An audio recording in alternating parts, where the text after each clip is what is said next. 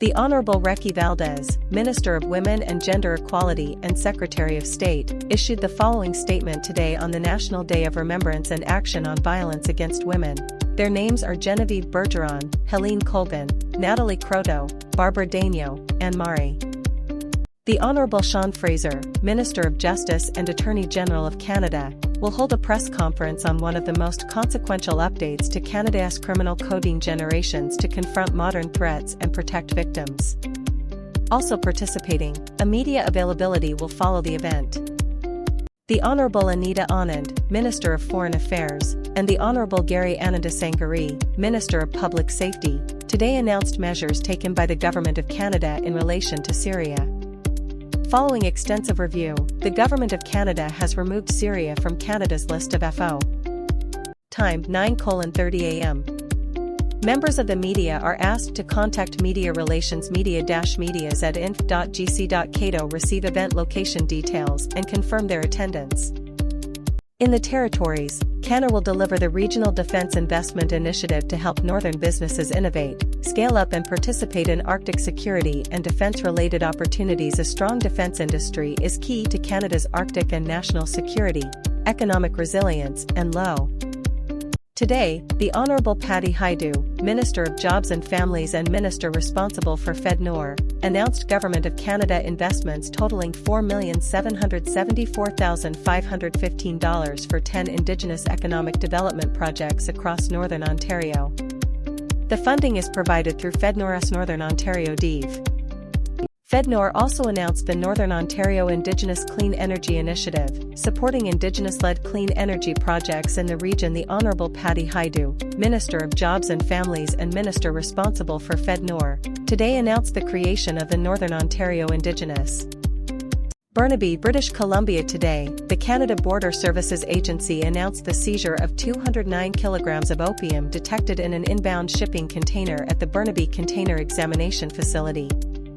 The investigation is ongoing. View video footage of this seizure. Said contribution enables Longueuil manufacturing business to increase and modernize its production in order to stay competitive.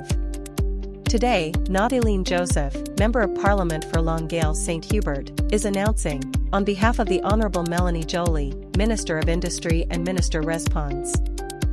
For immediate release, this proposed schedule is based on usage patterns observed during the 2025 season and incorporates stakeholder feedback where appropriate. Canadian Navigable Waters Act, application and approval. The proposed schedule is subject to approval by Transport Canada under the Canadian. The Honourable Joel Lightbound, Minister of Government Transformation, Public Works and Procurement and Quebec Lieutenant, the Honourable David McGuinty, Minister of National Defence, and the Honourable Stephen Four, Secretary of State, will announce a strategic partnership to support domestic and across the country. Canada is making generational investments to rebuild and modernize our national defence capabilities, advance economic resilience, and grow and safeguard the prosperity of Canadians for decades to come. As part of this effort, the Government of Canada is ensuring that Canadian BU. Today, the Honourable Shafkat Ali, President of the Treasury Board of Canada, visited Brannan Steel in Brampton, Ontario, to reiterate new measures announced by the Government of Canada to protect and transform Canada's steel and lumber industries. The world is changing rapidly. The United States, T. Today, the Honourable François-Philippe Champagne, Minister of Finance and National Revenue, welcomed the International Monetary Fund's concluding statement of the 2025 Article 4 mission. Today's statement highlights Canada's economic resilience in the face of uncertainty caused by U.S. tariffs. This week, the Honourable Heath MacDonald, Minister of Agriculture and Agri-Food, was in the Quebec City area to meet with producers, partners, and provincial stakeholders in the agriculture and agri-food sector. Minister MacDonald was accompanied by his Parliamentary Secretary, Sophie Chattel. Minister Ma. Today, Vivian Lapointe, Member of Parliament for Sudbury, highlighted the $2.6 million in funding for Cambrian College to develop Northeastern Ontario's first Level 2 dental assisting program. This project is part of the broader investment of more than $35 million over 3 years for 30 projects. Regional Defense Investment Initiative helps businesses grow, innovate, and scale up for global defense opportunities. Canada's new government is strengthening Canada's defense capacity while supporting Atlantic Canada's rapidly growing aerospace and defense sector, which has become a major economic A. Ottawa, on Fisheries and Oceans Canada has shared its preliminary analysis and proposed course of action with FNC Quota Limited Partnership / Clearwater Seafoods Incorporated and Qikiqtani Inuit Association / Nunavut Tunngavik Incorporated on the court-ordered redetermination involving Greenland halibut. PrairiesCan is assisting prairie businesses and organizations to play a bigger role in strengthening national security and meeting international commitments. A strong defense industry is key to Canada's national sovereignty and security as well as its economic resilience and long-term prosperity. 2.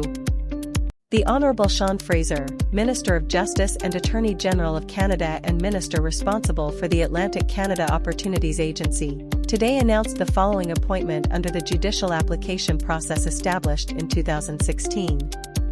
This process emphasizes transparency, merit, and the Honourable Sean Fraser, Minister of Justice and Attorney General of Canada and Minister responsible for the Atlantic Canada Opportunities Agency, today announced the following appointment under the judicial application process established in 2016. This process emphasizes transparency, merit, and eligible businesses can now apply to the Regional Defense Investment Initiative to scale up, improve productivity and access supply chain opportunities. A strong and competitive defense industry is essential to Canada's sovereignty, security, and long-term economic prosperity. Southern Ontario is home. Today, the Honourable Patty Hajdu, Minister of Jobs and Families and Minister responsible for the Federal Economic Development Agency for Northern Ontario, and the Honourable Randeep Sarai, Secretary of State, issued the following statement. On International Volunteer Day, Canada recognizes the IN.